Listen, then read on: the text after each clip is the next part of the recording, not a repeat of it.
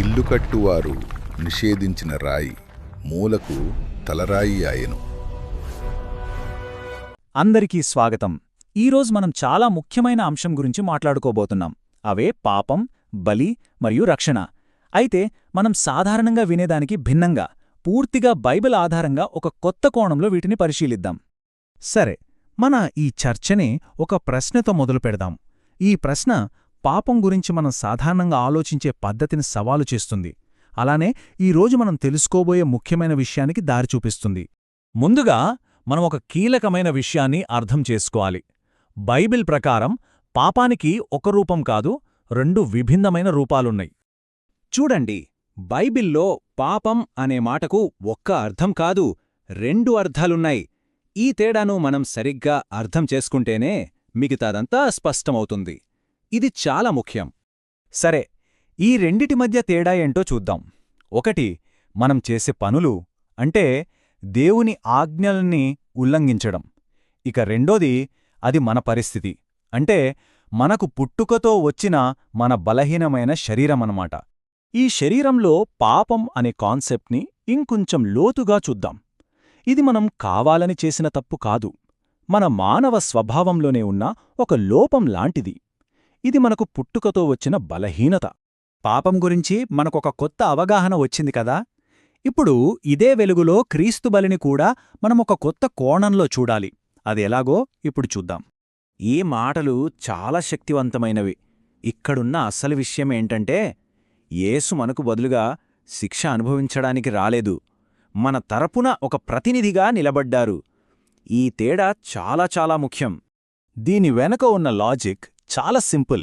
పాపం అనేది శరీరానికి సంబంధించిన ఒక పరిస్థితి అయితే, దాన్ని జయించాలంటే అదే శరీరాన్ని ధరించిన ఒక ప్రతినిధి కావాలి.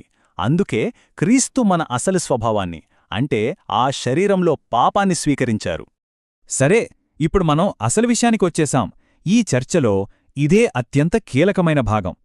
క్రీస్తు తన బలి ద్వారా పాపమనే పరిస్థితిని ఎలా ఓడించారు? ఇది అర్థం చేసుకోటానికి రోమీలకు రాసిన పత్రికల్లోని ఒక ముఖ్యమైన వచనాన్ని చూద్దాం. అది ఏమంటుందంటే, దేవుడు తన సొంత కుమారుణ్ణి పాపశరీర సారూప్యముతో పంపి ఆ తరువాత పాపపరిహారార్థ బలిగా చేసి శరీరమందు పాపమునకు శిక్ష విధించెను. చూశారా? ఆ తీర్పు, ఆ శిక్ష జరిగింది బయటెక్కడో కాదు, క్రీస్తు సొంత శరీరంలోనే. అది పాపంపై లోపల సాధించిన ఒక విజయం. ఇది ఎలా జరిగిందో స్టెప్ బై స్టెప్ చూద్దాం. మొదటిగా, యేసు మనలాగే పాపానికి లోనయ్యే స్వభావాన్ని కలిగి ఉన్నారు, కాని ఆయన ఏ పాపమూ చేయలేదు. రెండవది, ఆయన మరణంలో దేవుడు ఆ పాప స్వభావంపైనే తీర్పు ఇచ్చారు. మూడవది, ఈ చర్యతో ఆయన తన సొంత శరీరంలో పాపం యొక్క శక్తిని పూర్తిగా నాశనం చేశారు. చివరిగా, అలా చేయడం ద్వారా ఆయన పాపం మరియు మరణం అనే నియమాన్ని రద్దు చేసి పునరుత్థానానికి, అంటే కొత్త జీవానికి దారి చూపించారు. సరే, క్రీస్తు మన కోసం ఒక కొత్త మార్గాన్ని తెరిచారు. మరి దీని పర్యవసనాలేంటి? మనకు దీనివల్ల ఏం జరుగుతోంది? రక్షణ అనేది ఒకేసారి అయ్యేది కాదని, అదొక ప్రయాణమని ఇప్పుడు మనం చూడబోతున్నాం. ఇది స్పష్టంగా అర్థం చేసుకోవాలి. రక్షణ అనేది ఒక సింగిల్ ఈవెంట్ కాదు, ఇది విశ్వాసంతో మొదలయ్యే ఒక ప్రాసెస్. మన జీవితాంతం కొనసాగుతుంది, చివరకు పునరుత్థానంతో పూర్తవుతుంది.